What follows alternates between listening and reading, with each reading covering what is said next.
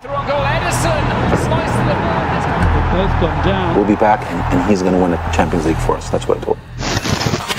Now let's go, guys. We've fought a lot for this moment. Iberic Laporte has scored for City.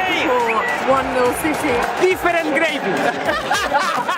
And City have their hands on the trophy again.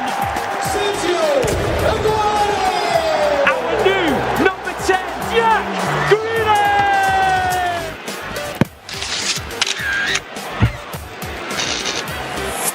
That is a fantastic It is goal. Manchester City who peer down on the rest once again in the Premier League.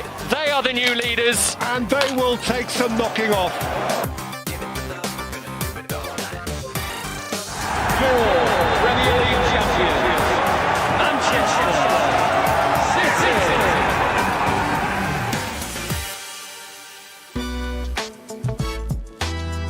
City. Good afternoon, City fans, and welcome to Match Day Live.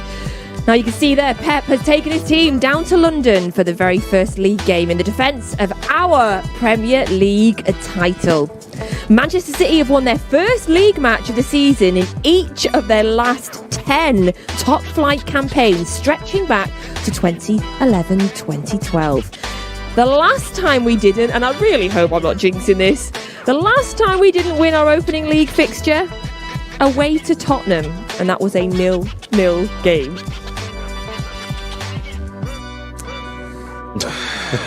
Really? Oh, you're hearing sighs there next to me because there's two gentlemen next to me that did not want me to read that stat out.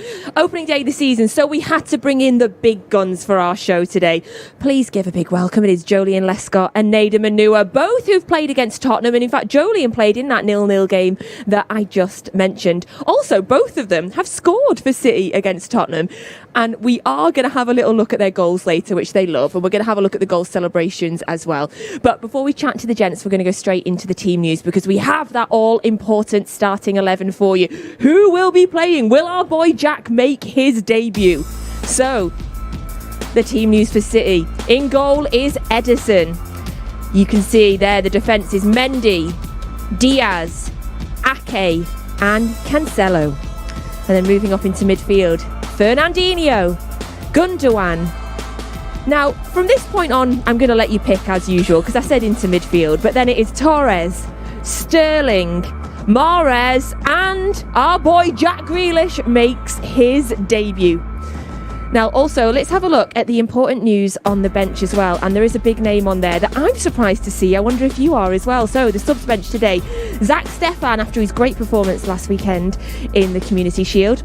And then you can see it's Walker, Stones, Jesus, Zinchenko, Laporte, Rodri, Bernardo Silva, and yes, he's on the bench. It is Kevin De Bruyne. So that is our first team as we look to defend our Premier League title. So we're going to get the thoughts and opinions of the gents straight away. Joleon, immediately when you see that 11, what is your first thoughts? Excitement when I see all the names, and as you said, it's going to be hard to predict where they're playing, but it's all exciting talent. A little bit surprised with Raheem, having only came back this week, but we've heard Pep talk about how he's able to kind of recover quicker than others. So, as I said, it's an exciting team now. And Nedum, Joleon set you up there. I'm going to ask you. You tell us what the formation is. What do you think they're playing? Well, speaking to the boss, that is Joleon. I think it's going to be. It's obviously four at the back with Fernandinho holding, and then we think it's going to be Gundogan and Grealish playing as the three in midfield alongside Fernandinho, with Sterling off the left, Torres through the middle, and Mahrez off the right. But with the football and IQ that they have, expect to see absolutely anything, and I suppose that's one of the beauties of Sporting City right now. Yeah, we talk about how City, how we can play so fluid and how people can play in so many different positions. And a lot of talk around Jack Grealish, obviously, since he signed, would be where he plays. He himself has said that he would like to play in the middle. So we've just presumed that, Joleon. Are you pretty confident you think Jack's going to start there in the middle? Yeah, looking at the other front 3-4 players, he's the one that's played there before, understands that role a little bit more, say, than the other names. But again, there'll be plenty of rotation. So I don't think anyone's going to be stuck in a isolated position for too long. They'll be rotating around and obviously causing problems for Spurs. So let's have a look starting at the back in a bit more detail. So back four today. So obviously Edison comes back, goes straight in after coming back this week. And then we've got Mendy, Diaz, Ake and Cancelo. So obviously the sort of straight thing there that we realise is that none of the English players, so we haven't got Walker or Stones who've come back this week going straight in. So what's your thoughts there on the back four, Nedum? No, I think it's a good back four. I think we've seen it quite a lot in this pre-season, and they've gotten some reps in together. So going into the first game of the season, you don't really want to be forcing new relationships or anything like that. And I think that back four overall has done well. So it's good to see them getting a chance, and fitness-wise, they're probably good to go, and they're ready to try and defend that title, as you mentioned. And Cancelo, obviously, last season was absolutely insane. You know, he nearly created a new position last year with the kind of moving into the midfield as well. So really great to see him back there in right back as well. That's going to be a great competition this season between him and Walker for that position again. Yeah, I think it was last season. I think since his arrival, his first season probably wasn't as good as he would have liked, but I think Walker stepped up and risen to that challenge. I think he's analysed what he needed to improve on, and he's consistently got better. I think in the Euros he's one of England's best players as well. So for me, they'll be in and out of the team throughout the year. We know Pep rotates and changes personnel. We'll see Cancelo at left back, and I'm sure we'll see him in midfield, not starting in there, but in terms of him being able to adjust and operate in midfield, I'm sure we'll see that as well. And I live in forever hope, Nedum, in respectful way that Benjamin Mendy will become the player that we all believe that he can do. So this is a great chance for him. Yeah, it certainly is. You know, he believes in himself, and Pep believes it, because as we've seen with certain players, like say with Raheem playing, if the manager didn't want to play him, there'd be somebody who could play instead of him. But the fact is, he's not. You know, Zinchenko had a great tournament, I thought, with the Ukraine, so he could have been playing in this. But the manager trusts Mendy, and I think as a consequence, he'll go out there, he'll try and do whatever he can and try and sort of get to the point where he's spoken about in the same way we talk about Walker and we talk about Joao Cancelo, and to be fair, even the way we talk about Zinchenko. I think it's a big season for Mendy, to be fair, because I said there's slight question marks over his reliability, regardless of the performances. I don't think he's featured as much as we all would have hoped in terms of being available. So it's an important season for him this year. And talking about the manager there, Nedum, thank you for setting me up on that. We welcome. can hear from our manager, Pep Guardiola, now. They might not be your fans, but how good is it back playing in front of supporters? More than welcome to everyone. Yesterday, watching the games on TV and full stadiums, hopefully it cannot get worse, in the future. From a coach's perspective, what difference does it make? No, it's come back what always have been. So more intensity in the game? No, the home game support their own teams is normal. It's control more emotion. The adrenaline is higher. Everything is better. It's come back, got everything we have left. We spoke to Jack Grealish in the week. He said he'll play anywhere. He doesn't care where he plays as long as he plays. Do you have a specific position in mind for him, or might that change? No, so Jack is not going to solve our problems or our good things, so we want to involve him in the way we want to play and be part of something, and after that the quality that he has, help him as much as possible to produce during the game as much times as possible. So this is the obligation. He has to be himself. We will wait him, because I said many times he didn't come for one game or two games, he came for many years, and maybe adapt quicker, or we adapt quicker to him, or maybe need more time, but we're going to wait. You've got players returning from international duty. You've got Kevin De Bruyne on the bench today. Sterling starts. Just how ready are you, do you think, for kickoff? Well, Raheem has a special, physical quality. So his recovery and muscular issue is exceptional.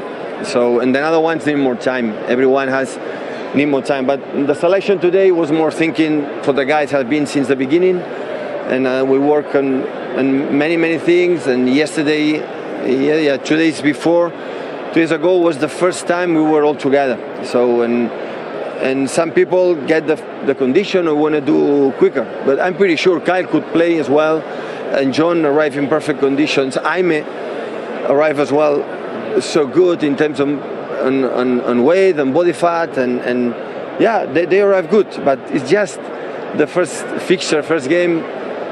The 38 games. So, and they know everyone is going to be involved. And today we decide, and hopefully we can do a good game. It's the start of the marathon. Thanks, Pep. Absolutely, thank you. It is the start of the marathon, and there is the Tottenham Stadium there. The kick-off 4:30 today for our first Premier League game for the defence of our title. And we heard Pep saying there, gents, that Stones, Walker, Zinchenko, Laporte came back in perfect condition. That's what we want to hear, isn't it, Joleon? And that's what we expect. Yes. Now, you don't have an opportunity now to totally relax in the summer. Me and Nedum were talking then and we were saying pre-season used to come to get fit, and now players are coming back fit because you don't want to give anyone an edge. Like, I'm sure they're all disappointed not to be starting today. They all are capable of starting and performing. So, as you said, there's no head start for any of the opposition. You just come back ready to go. Yeah. I feel like if we might have had guests today that were perhaps playing in the 90s, we might have a sort of different story about what pre-season What was you played like. in the 90s? You played in the 90s, weren't you? Mate, don't. Okay, sorry, my I bad. don't want to swear on air. But you were saying, of course, you expect them to have a holiday, but to still remain with the fitness levels for when they come back. I think the level of professionalism throughout football has just gone through the roof as every year's passed. I think people really understand what it is to be able to be durable, to be able to start a season well. And also, it's such a competitive sport. Like, for, say, some of the players who were playing at the Euros and so on, when they finish the Euros and you're seeing your team playing in pre-season games, seeing people who are getting ready and getting in the flow, why at that point would you down tools and say, it doesn't matter? Like, you want to get back and you want to get into that team because it's a successful team. And as I say, it's no surprise for me that as a consequence, people are coming back fit, people coming back with low body fats because they know this is their season, this is their job, and this is a great opportunity to play for the club and to potentially be successful as well. And also, some of them have obviously, as mentioned, had a great summer as well, had a busy summer. So many of them had a busy summer, Joleon. If we're looking at your sort of personal experience, back to 2012 when you won the Premier League, congratulations still. Yeah, Thank you. You then went off to play for England. England got knocked out by Italy, but this time in the quarterfinals.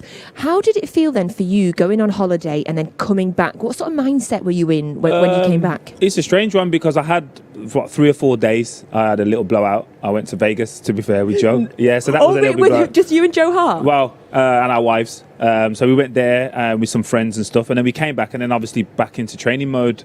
Came back, got fit, and off the back of that season, it was a strange one because that was as good as I could feel. We'd won the league. I'd played for England in a major tournament. I'd scored a goal, and that was a time when Mancini said, we'd signed Nastasic because my confidence was low. That was the excuse given to me. I was just like, like, it doesn't get. I don't get any higher than this. You know what I mean? I'm literally cloud 9 from last year's achievements and stuff. So, but in terms of a mindset, was just get back, help the team, and just like Nedum said, you don't want to give anyone a head start because everyone's in prime condition now. You can't afford to give someone a 2-week gap on you. And as players, what was it like, Nedum? Because I know as a fan, like last night, like it's like Christmas Eve, like you're so excited, and I came in today like, I'm so nervous, like not because I'm worried, but because it's just the new season, and I'm just excited and can't wait to get going. As a player, what's it like for you on the eve of the season starting, and then sort of the build up to your first game? Yeah, I think it's everything that you said there, because at the start of every season, there's hope. You feel like you can achieve anything. Like, this is the team, these are our goals this season, we want to achieve them, we've worked hard in pre-season, we're ready now, we're ready to go back into that. And you can feel the buzz because that's what makes up all the news. The new season starts tomorrow. Those are the headlines across every sporting platform. So with that, you do get really, really excited for it. If you're in the team, you're excited to see how you'll do. This could be your best season ever as an individual. This could be your club's best season ever. And like, obviously there's the comparison there for a fan in seeing that, but for you as a player, you get the chance to go out and make that happen. So I would always look forward to it. And then the first game of the season would come. It'd always be too hot. I wouldn't be able to breathe. And you wouldn't be fit enough? Yeah, exactly, yeah. But never fit enough. But at the end of the day, it's part of the process. And it's something, like, there's certain things about football I don't miss, but I do miss that feeling in terms of getting ready for that very first game of the season, because it literally sets the tone. Now, how are you enjoying it since you retired, Joleon? Are you able to kind of take in all the news, take in the build-up a bit more and just kind of enjoy it more as a fan? Yeah, definitely. Again, I probably took it for granted, and then I went to the Brighton game last season when the fans were allowed back in. And that was honestly the first time I've missed playing. I wish I could have played, and just realising how impactful they are on the game, and they change momentum when you think you're doing well, and all of a sudden there's a tackle that goes in, they win a throw-in, and then they cheer for that. So yeah, in terms of analysing it now and looking back, I'm grateful that I had the opportunity to play, obviously, for this club and have a career. But me and Nedum spoke in the week that it'd take a lot for me to give current lifestyle up. I've got a great balance of family and stuff. I get to see a lot more of the family and a lot more relaxed around the house. And do you know that thing you said about like cheers and so on? Like one of the highlights of my time at City, which I'll always remember, I think it was in my second season for the club.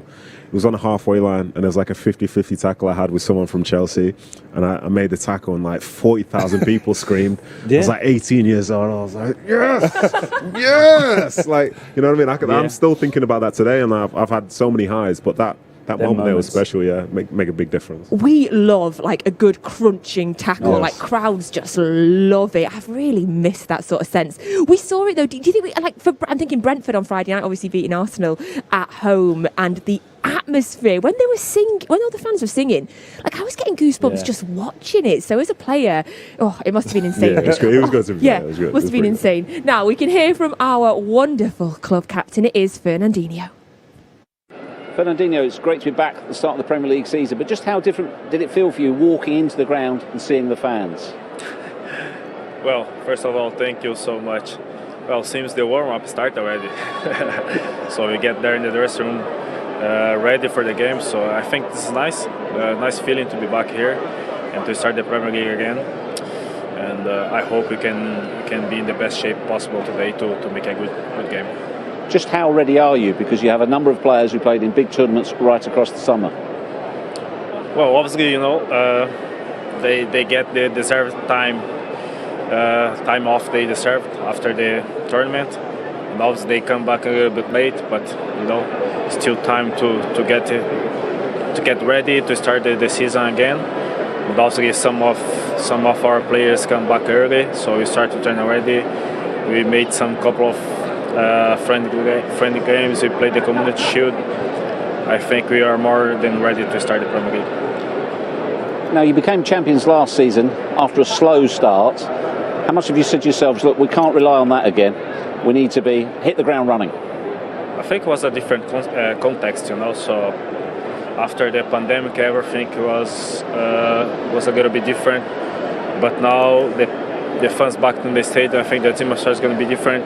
I think we have to act in a different way as well. So I hope we can be ready and to play good football, put some good performance on the pitch, and hopefully we can get the 3 points tonight. All the best. Thank you. And that's the thoughts of our club captain, Fernandinho. Absolutely adore the man. And another man that I adore is there. You can see Edison coming out to warm up with a backdrop of fans. How amazing is it to see fans in the ground there? And that looks, of course, like that's the Tottenham fans, but we do have thousands and thousands of City fans that have travelled down today as well. Of course, runner-up in the Copa America there, Edison as well, straight back into the team today. And Zach Stefan there with him, who I thought had a really great performance in the Community Shield last week as well, so we could see them warming up there as well. And like I say, so amazing to see fans. Gents, fans back in the stadium. How do you... just the feeling that the away fans will be back in. I know we had a couple of games, you mentioned Brighton last year, and we had the Everton game here, Joleon, which was amazing, but the away fans and the home fans, it just brings a different element to the game. Yeah, definitely. You'll see different players perform as well. We all know of the cliche of training players, and players want the ball when no one's there and there's no real consequence to a bad outcome. But when you miscontrol it and you hear, ooh, people may go hiding, you know what I mean? So as I said, they impact the game more than you realise as a player. You're out there and you hear something and you think, you know what, that doesn't feel right the next time I'm going to get the ball. Yeah, sure. Now, you both were groaned when I said that stat at the start. I apologise, everybody, but we have won our last 10 opening games of the season. You have to go back 10 years to the last time we didn't, which was Spurs away, and it was a 0-0 result. But 10 years winning opening games, that's a brilliant way to start the season. How important, Nedum, is it to get off to a start, especially when we're playing today and we know the results that have already happened?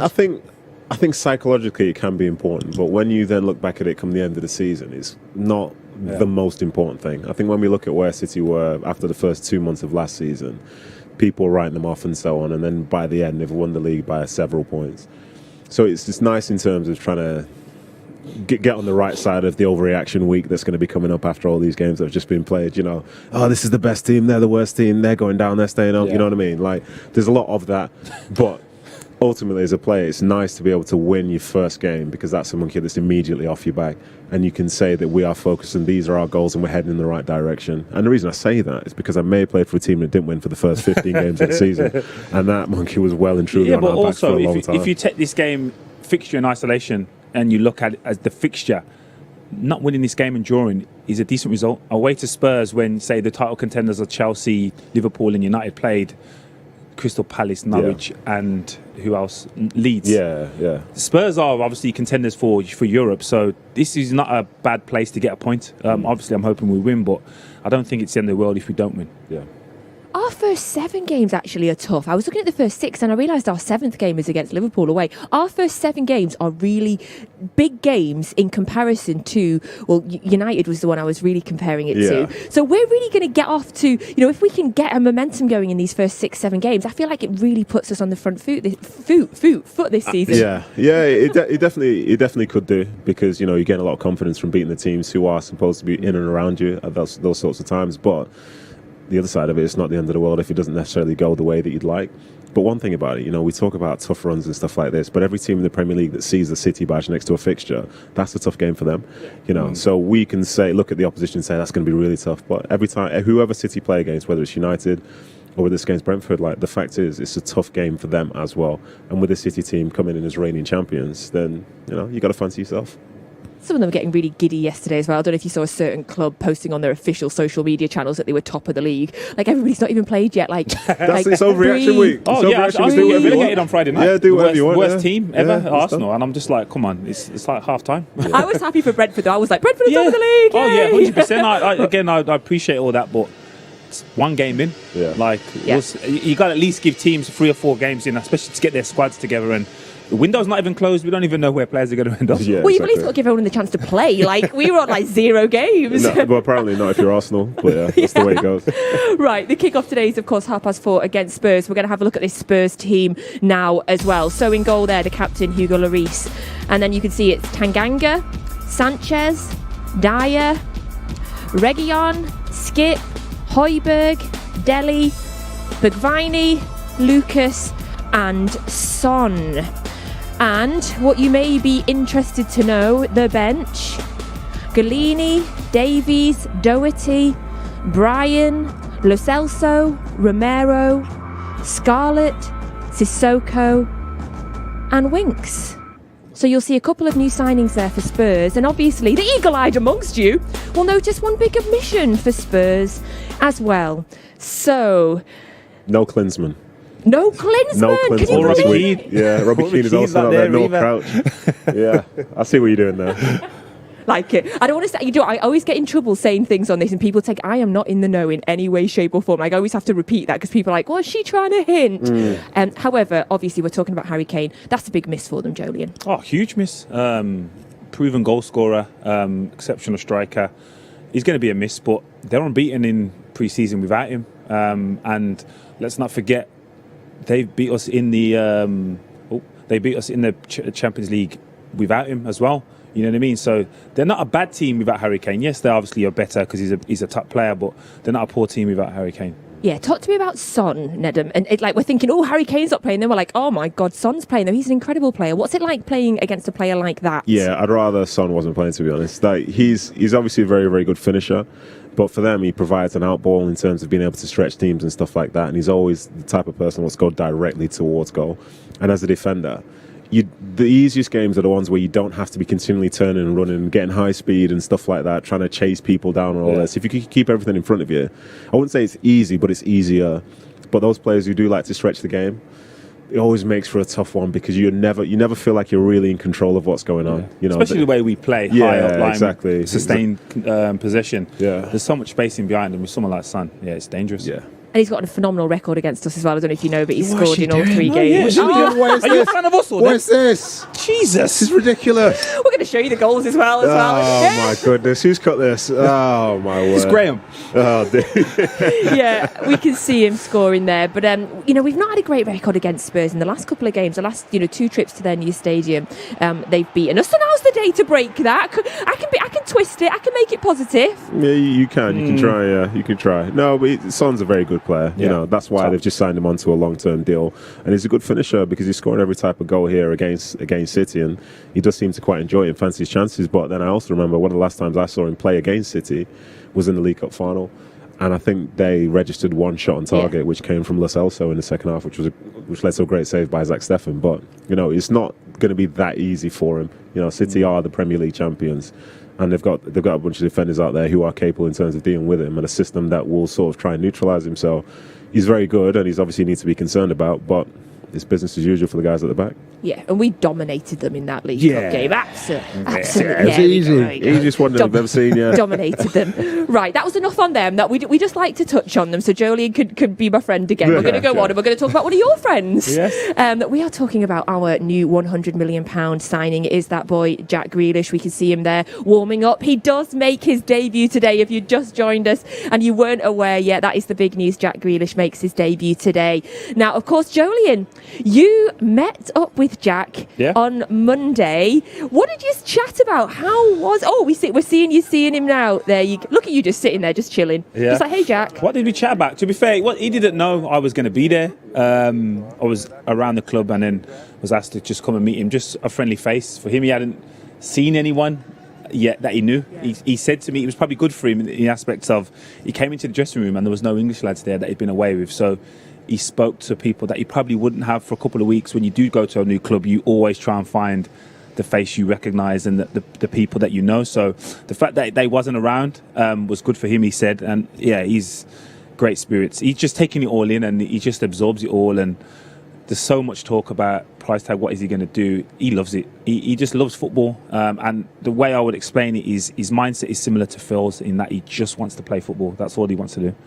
Yeah, you got that feeling from him, especially when you hear that him and Phil Foden are quite close as well. And I asked him, I interviewed him on Monday after you'd had a chat with him, and I asked him what it was like on his first day, and he described it as being the new boy walking into school and not sort of seeing anyone. But I'm sure he'll settle in. I'm sure I saw Benjamin Mendy put an arm right round him. I was thinking, of course. Crikey. But what do you make of him? Let's have a little bit of chat about Jack Grealish. There's been loads over the last week, but what's your thoughts on him? In terms of him as a person or as a player? Both. Give us. Do you know him as a person? No, I don't know him at all. I think I'm the only person who's not interviewed him. I think Jack Grealish is somebody who's probably one of the most exciting talents in English football right now. So it's a massive coup for the champions of the Premier League to have brought him in. I think he comes into a squad of really talented footballers to the point where his performances are going to have to be at the very top just to keep your place in the side.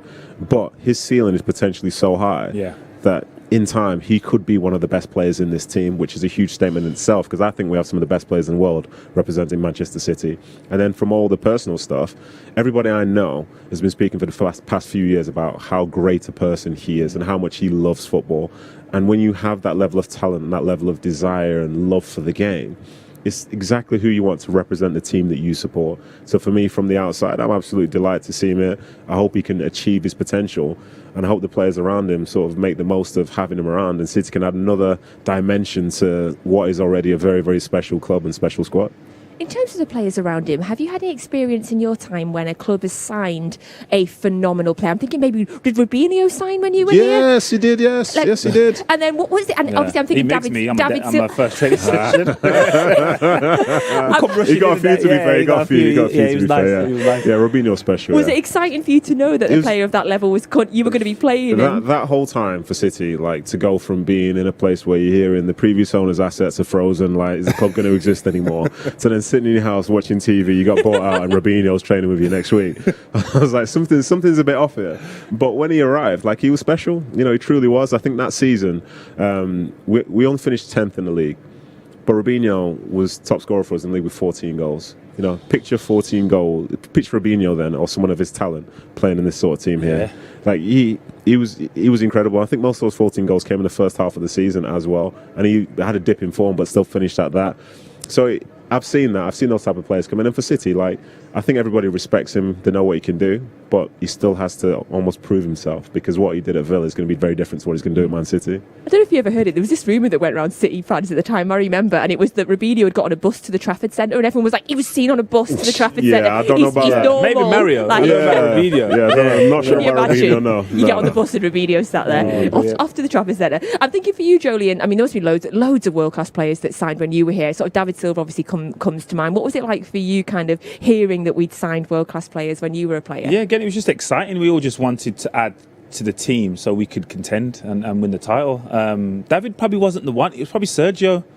You know what I mean? Because David obviously was a huge talent and he was off the back of a Euros win, but Sergio was the one you're like, wow, like that's the one that we thought was going to kind of change the momentum, and he did, and obviously contributed so much for this club. Were you the same as us as fans? We were excited, and then he came on and played in the Swansea game, came on after like 60 minutes, scored 2 goals, and I remember everybody around me just went, oh my God, he is what we thought he was. Yeah, we knew, obviously in training. I spoke about it before when one of his first sessions was in Ireland, and he let me and Vinny know how serious he was, and I'd probably look back at his City career and say, we didn't see as much of the skill that he had. We've seen all the goals and all that stuff, the movement, but he had way more skill than he probably contributed to the team. But what he was exceptional talent. Going back to Jack Grealish, before we move on to talk about other things, I've got to talk about your record with Jack Grealish. Do you know how many times you played with Jack? It's ugly, really ugly. 11 games you and Jack played together. Do you know how many wins there was in those 11? One maybe, if that. None. No wins. 11 games with Jack, no wins. That's Jack's But fault. you sacrificed yourself to give him this opportunity. That's what I'm saying. You know what I mean? That's what I'm saying. My job wasn't to help us win the game. My job was like clean sheets. I'm sure we got a couple of clean sheets in there. No goals. You played against him a few times. I don't actually think I know your stats as a team. I've beaten him a couple of times. You played against him twice. Yeah, I've beaten him once. I've definitely beaten him once. Yes, you beat him. You beat him and you drew. So he's never beaten you. Duh. Not that good. How much? Right, we can hear from another one of our world superstars, England's top scorer at the Euros. It is. We've got warm-up pictures of Raheem, not an interview with him. I apologise. But let's have a look at him warming up. There he is. England's top scorer from the Euros, straight into the team. Yeah. I know you mentioned it earlier that he's always ready. But what does that tell us about him as a man and as a player? Just an athlete. Again, like Nedum said, keeps himself prepared. I go back to 2 or 3 seasons ago when it was the same after an England tournament, an international tournament, and he came back and his first game was against Arsenal and he scored and was man of the match, and the season just went on from there. So again, if he plays every game, it wouldn't surprise me with this man. I think part of his attributes is the ability to keep himself fit and strong. That takes a lot. It's underestimated. Yes, we see the skill, we see the speed, but the fact that he works so hard to maintain what he has is a massive achievement for him. Yeah. He looks so happy there as well, doesn't he? He just looks like he's just really enjoying his football, and obviously he's had a phenomenal summer. What will he be thinking about the Grealish signing? Do you think he'll be thinking, I might get more goals? I think he understands the whole projects and concepts. I think he's a winner, so that's no surprise to see him playing today, because for some, like, winning one thing is probably enough, but for some of these guys, winning year in, year out is their sort of bar in terms of success, and they want to be a part of that. So to see Jack come in, like, he'll know how good he is. He's trained with him, he's played with him, and he's thinking, like, this can help me, this can help us to achieve our goals. Because as well, for the City team, for as good as they are, when they look around and see the other teams invested in players as well, you don't want to feel like maybe you're being left behind a little bit, regardless of how good the squad is. And it's a big statement, as I say, to bring in one of the most exciting talents in England. So, England star Raheem Sterling, England star Jack Grealish, another England star that we can hear from now. He's not in the squad today, but it is Phil Foden. Have you had much of a holiday? I mean, it's such a quick turnaround from the Euros. Obviously, I had a little girl recently, and I've had an injury as well, so unfortunately I didn't get away. But I've stayed here and trying to get back fit, and hopefully I can be back on the pitch soon. How is the foot? It's still a little bit sore. It's such a shame to do it just before the Euro final. It was really unfortunate, but I'm working hard in the gym, and hopefully I can get back as soon as possible. Any ideas of how long until you're actually able to play again? I would say around 3 to 4 weeks more. So I'm hopefully it flies by and I can just get back on the pitch. You mentioned the Euros final there. I mean, you've been such a big part of that England squad and the starting 11 to get to the final and to miss out because of that on the biggest occasion any England team's had in 55 years. Can you try and put that into words? No, I remember speaking to the manager when I got injured, and I just burst out crying into tears with devastation that I was injured. But I was just praying on that day that the team won, and it was unfortunate that we didn't. But we have to be proud of ourselves, what we did. We created history, getting to the final, and I think next time we go into a major tournament, it can only help us. That was my next question. I mean, the belief that you can take from that after the disappointment subsides for the World Cup in Qatar, it's only 18 months away. This team will be stronger for that, won't it? Yeah, it was so good to see in the change room how together everyone was. And yeah, it was a special a moment to share with the team, and coming the World Cup, I feel like them experiences at Wembley can only help us. The hair's back being dark black then. What was all that? Was literally just a tournament thing then, was it, that bleach? It's just so hard to keep on top of. Like every 3 days I'd have to. So you haven't dyed it black, out. It's literally just gone back to its natural I've dyed it back black, yeah, so it's going to go back my normal colour in a couple of weeks. So yeah, it's much easier, believe me. Look, I want to ask you about last season. PFA Young Player of the Season, won the Premier League title, won the Carabao Cup. A key part of England, you got to the Champions League final as well. Extraordinary success for you as an individual at the age of 21, and for most of that you're actually 20 years old. Have you had a chance to soak all that up and realise just what a massive season it was for you? I think as a footballer you never really get a chance until you end your career to fully think about the seasons previous, because it just restarts again. We're in a new season now starting, and my main focus is just on this year and trying to win trophies again and trying to win the league here. How do you top it, individually and as a club? But we got to the final of the Champions League. I think that's one on our list that we want to win. So yeah, I'm hoping this year we can try and go that one step further. Premier League first though, all starts at the weekend, and you've got a certain Jack Grealish, who you know very well now, and you're quite close, you two, aren't you? You've become quite close. We are close. When I first went to England, we just got on really well on and off the pitch. So yeah, I'm really happy that I signed here, and hopefully I can just get back playing with him and enjoy my football. So we like to cover the really juicy, hot, interesting football topics on this programme. And from that I took that Phil Foden's dyed his hair back. He's dyed it black. Did you like the blonde hair, Jen? So you're happy he's dyed it back? I mean, this is the insight people want. Yeah. Yeah. I'll let the man to this. Yeah, okay. So, as somebody who never really had crazy hairstyles, I saw what he was trying to do in the summer. But it's interesting because he's too young to even remember that sort of era or whatever. Yeah. Do you know when he says he's going for the Gaza? Gaza wasn't Phil's hero. It's David Silva. Yeah, exactly. What's David's hair look like? But no, man, it's one of those. If it would have been nice if the whole England team had to don it because they would have won it, which is disappointing. But he tried to show some character, and I don't mind it. I love seeing so many kids around though that did it, that copied him. It was fab. Did you ever fancy a wacky hairstyle, Joleon? Nah, I didn't. To be fair, it's not something I've ever really. Not even a thought. No. Yeah. My parents used to watch me, so yeah, I couldn't do anything that wasn't like standard. There was no messing about. Yeah, never. Right, now we've covered that important topic there. Obviously, Phil Foden mentioned there he's out for another 3 to 4 weeks. We talk about him a lot, and I'm very happy to do it all of the time. He's just turned 21, Joleon. He's got 10 trophies to his name. What is the ceiling for this?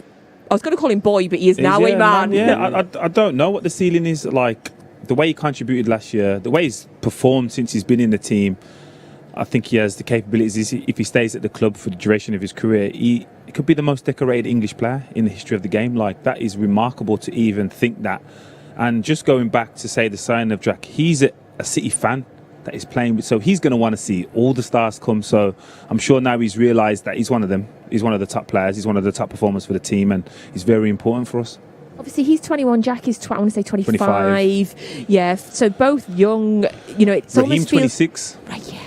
It feels like we can watch the growth of so many of these young England players, and they're going to grow together in front of our eyes, which is so exciting. Yeah, for sure. But let's not pretend though that success isn't measured on a year-to-year basis as well. But yeah, it seems like the future is bright for the club, and I think that's good. I think there are lots of teams who maybe invest in older players and so on to try and just bring success now.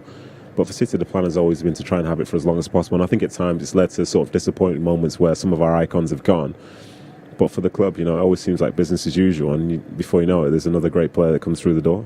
And another great player that's signing a 6-year contract, and players that are getting 5-year contracts. I love the stability. Now, a surprise that we saw on the bench today, I did not expect to see that man on the pitch today at all. Man, yes. Kevin De Bruyne. Everybody that left him out of fantasy football is gutted now. Although he's only on the bench, he's on the bench. Yeah, but still fuming. Yeah, exactly. He has the capabilities to come out and be man of the match. In half an hour, without a doubt. I just wasn't expecting it. Like, that's gone right. They've done well going right under the radar there. You're right. But that's the thing. You need to speak to the right people to get the right information. You're in the building now, right? So there must be someone somewhere that surely would tell you that bit of info. And you're telling me this is for my fantasy football. I should abuse my power of internal communications. Some call it insider trading. Some people just call it fantasy football. It's illegal, but whatever you want to do. Well, we're going to talk about fantasy football later, and we're going to talk about how poorly I did in the first week. So we'll save these. We'll give these guys a chance to just basically rip me before the end of the show. But Kevin De Bruyne, let's just gush about him for a few minutes. So, it's such a big deal, I think, to see him back on the first game of the season. When obviously we've got Phil injured as well. So to have that, gives the positivity that he's on the bench, Joleon. It's great news. Definitely, yeah. He can change the game with one pass, one moment. So to have him and to see him, it gives us and obviously an advantage to know that. But Spurs will be there thinking we can't switch off if we do well against Raheem, Jack, anyone of the players, and they have to go off, then he's coming on. So again, it's daunting for Spurs, but it's great for City fans. I think every one of those people on the bench for City can come on and make a huge difference and completely change a game. You look at them, in the greatest respect, that's what I mean. In the greatest respect, they start for Spurs. All them players, they play for Spurs, so that's the depth we have, and it's accumulation of years. But it's credit to the way this squad's been assembled, and said it's prepared for every major competition we enter. I love it. I'm so excited. I cannot wait for 4:30 for this season to start now as well. Now, you will have seen across our social media channels, you may have already had a chance to watch it. This week, the club released another phenomenal documentary. We just make the best documentaries. You can get them all on City Plus. If you aren't already a member, I can highly recommend it. Get yourselves onto City Plus. Get yourself signed up. You can watch a documentary that was filmed over the last sort of 46, 47 days of the season with some real inside knowledge. I mean, the Riyad pasta thing, it was worth the whole documentary just to find out the pasta that Riyad Mahrez eats, because I'm telling you, I'm going to start eating it if it does anything like it does for that man. So the documentary is called Together. You can get it on City Plus. Here's a little snippet of it now. Manchester United yield and Manchester City are champions of the land. Congratulations to Pep and all who toast tonight's blue moon.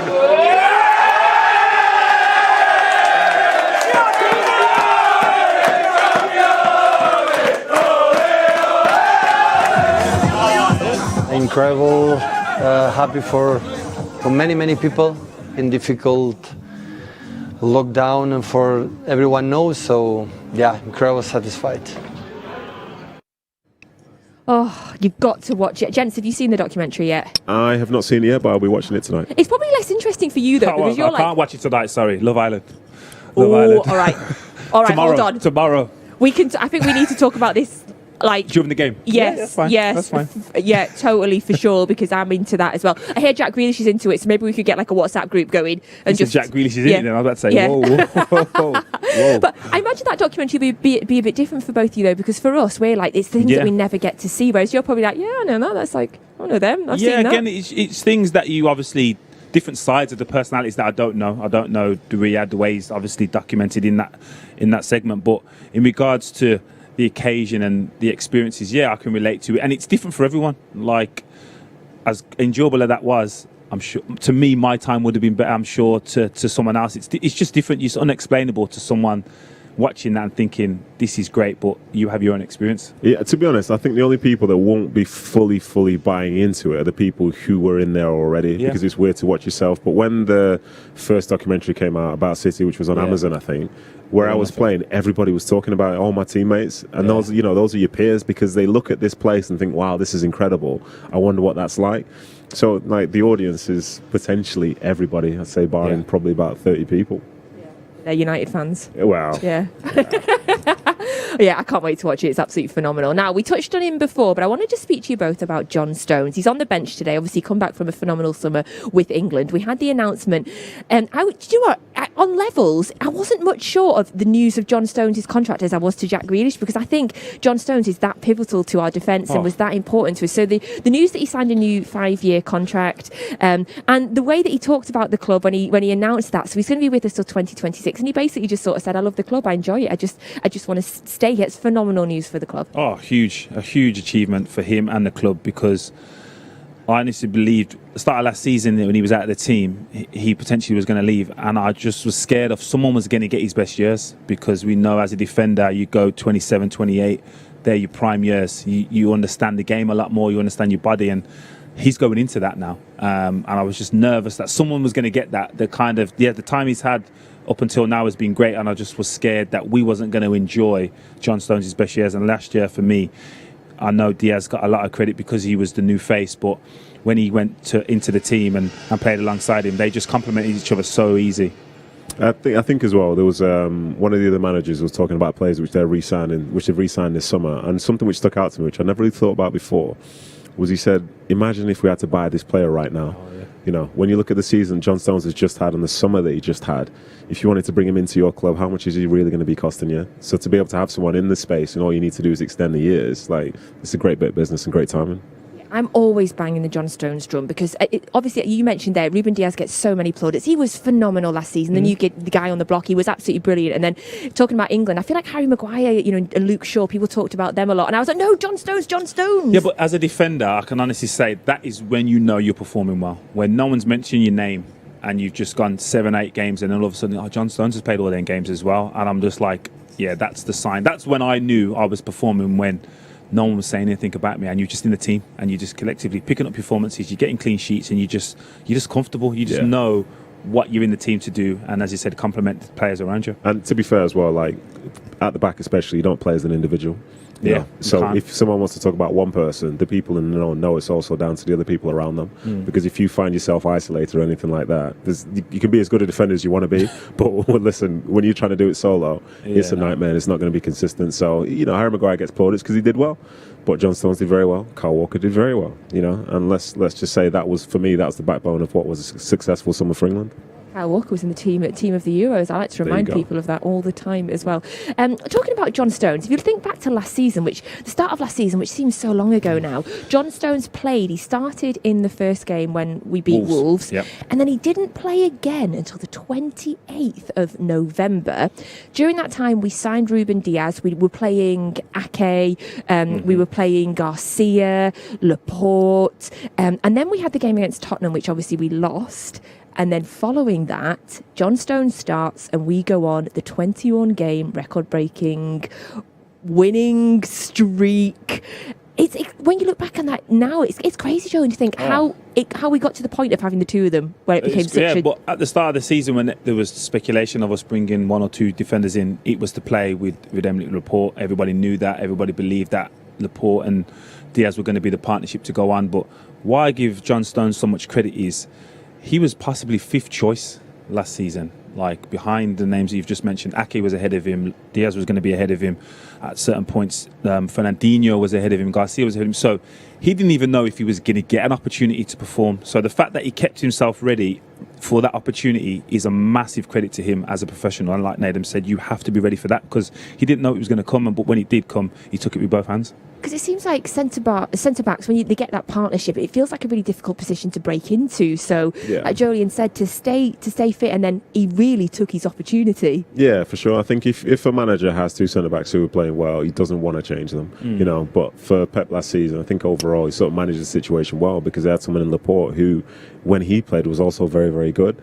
For me, low-key, I want to see all three of them playing together. I'll be honest with you. Like, that's my ideal. Okay, tell us about this. Just three. Disregard everything else. Just three. Like Laporte, Diaz, and Stones for me. Like that. Okay. That's prime for me. What's the midfield look like for you then? It doesn't matter, but that back three is prime. That back three is prime. Like that's what I'd love to see. I don't think it's going to happen because it's not in the system, but that's what I'd love to see, because I think all three are really they can complement each other. I think they're incredible players.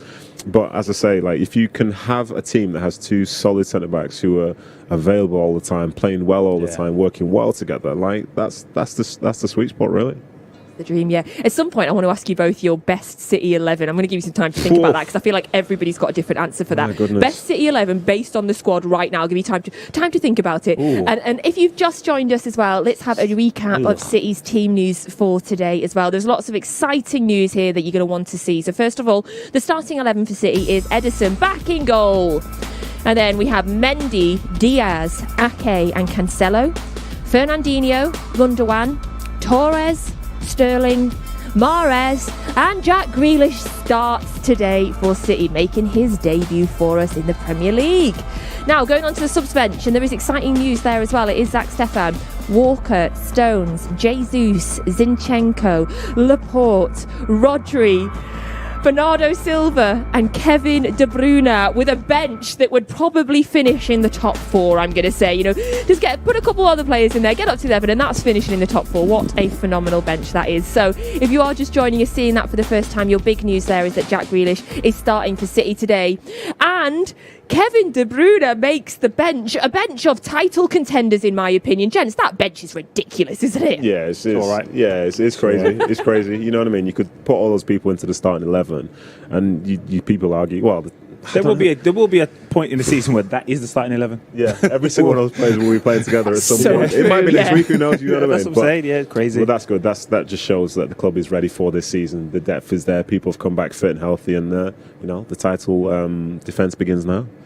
Right, now that I think that team is title contenders that are on the bench, not the actual 11, clearly I think they're title contenders, but the bench. Going to get from the gents, who you kind of think is our biggest competition. What's your top 4 looking like? Any surprises? Nedum, I'm going to you first. So one thing I've discovered now working the sort of media side of things is if you give a top 4, whoever you put in 4, their fans will come after you like crazy, yeah? Only City fans are watching this, you're okay. As long as it's not City's at one. City's at one. Because then you would have been in trouble. Whoever you put in 4, they get so mad. And in some ways, I think that's a good thing because it shows there are 4 teams who think they're capable of winning the league. Whereas years gone by, there might have been 1 or 2 who are thinking, yeah, we've got a chance. And there is this year, really, do you think? I do as well. I think it could be. I think United, in my opinion, will probably finish second to City because I think they've got a nice burst of energy with signing Jadon Sancho, with signing Rafael Varane, with the new sort of formation they're trying with their fans back and all that stuff. So I think they'll do well. And considering they were second last year, I don't think they're going backwards. So I think they'll be the biggest challenges.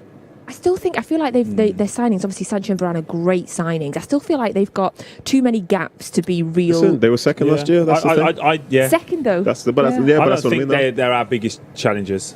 I think it's Chelsea. Yes. But I do I do agree with the business they've done. I think they've signed the personnel they needed, not just the positions. I think they've signed the people for them positions that make them better.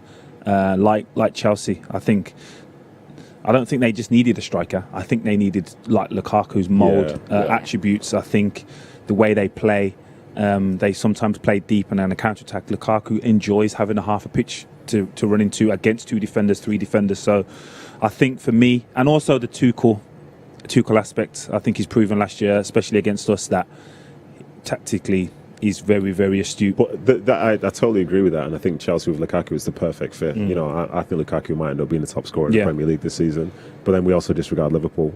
You know what I mean? Yeah. And even though they've not bought, like if they have better health, they're the only team who can say they've won a league title in the last few years. And that's the thing, and that's the only reason why the new norm now is having 10 wins out of 12 games. Yeah. Like, it isn't going 15 unbeaten and having 7 draws like we've seen in previous years. That is the new norm, the new standard that Man City and Liverpool have set. And that is the only reason I would suggest Man United are not our biggest rivals. Yeah. We've seen Chelsea go on unbelievable runs last season, especially when Tuchel took over. We know Liverpool can do it and we know we can do it. So in terms of the top 4, that's the only little minor thing I would say. I don't believe Man United can win, say, the next 7 games in a row because there's no evidence of that. Not to say that they're a poor team, or I just feel that the other 3 teams have done it. I agree with you in terms of Chelsea. When they signed Lukaku, I went, oh, okay, that's a tough one. Yeah. And to be fair with United, when they, the keeping Pogba, I think, is a huge thing for them, and we saw that with his 4 assists. It's not a United show, but they're all right. So but just not that's as much as we'll say about that. Now we are playing Chelsea on the 25th 5th of September. Yeah. That's our 6th match of the I'll be season. there. Then we have a Champions League game, and then we have Liverpool away as our 7th game of the season. That is where that squad comes in, because all them games are so big, huge. You can't afford to be appearing to be resting anyone. It's just, if you're not playing against Chelsea but you're playing in the Champions League, you believe you're in the best team. And then if you don't play in the Champions League and you play against Liverpool again, you don't feel discarded by not playing. You know, not every player will feature in all the 3 games. Probably Diaz maybe, but in greatest respect to this squad, whatever team he's picked, you believe that can win that game. Yeah. Right, we're going to move on now because we're about 5 minutes away from kickoff. Let me check my watch here. Right, 6 minutes away from kickoff today. But something really important that we need to talk about, and I know a lot of you will agree with me, it's fantasy football. So, if you are doing fantasy football this year on the official FPL, you can join our Manchester City League. There is 500,000 of you that are in the league currently. I'm in the league. Where are you? Joleon, I'm currently 450,000. That's relegation. That. I've gone. How That's can you like be so low? 17th. How's that a thing? So I am so low because I full-on refuse to choose United players. So basically, everybody that had Bruno yesterday has got 60 points. I am not having a United player. I cannot do it. Just have your position, take a seat there. You know, I used to do that with certain players I didn't like until last year, and then my son was picking the players I didn't like. They were doing well. I said, and I can't lose to my son, so I just said, you know, I have to let that go. So now I've picked some players. Have you? I know, yeah. Right, okay, for me. tell us who you've got then. Oh, no, tell us who you didn't used to pick. You shouldn't have, yeah. Tell us who you didn't used to pick. No, I'm not going to go to them names, but there's a variety of players from all the teams that we spoke about. Okay. I'm saving some money for Lukaku. He's going in there. Really? 100%. Yeah. Really? Right, the teams are in the tunnel. So if you are doing fantasy football, join our league. We're going to be doing prizes for managers of the month and a prize at the end of the season as well. Pretty much everyone's going to finish above me as well, so at least you'll have that pride. Right, final, quickly before we go, absolutely stunning outfits that I love this training kit. I require this top. It is incredible. Gents, quick prediction from you both, or are we refusing? I think City win, but I don't know the number. I don't know what's going to happen today. Jolien? I'm going to say 1-1. 1-1? Yeah. Okay, right, we'll be back at half-time, whereas we're going to show you these guys' goals and the celebrations because I think it's part of their contracts that we've got to show them. We've got to show them scoring. So enjoy the game. Thank you very much for being back here on Match Day Live. We'll be back at half-time.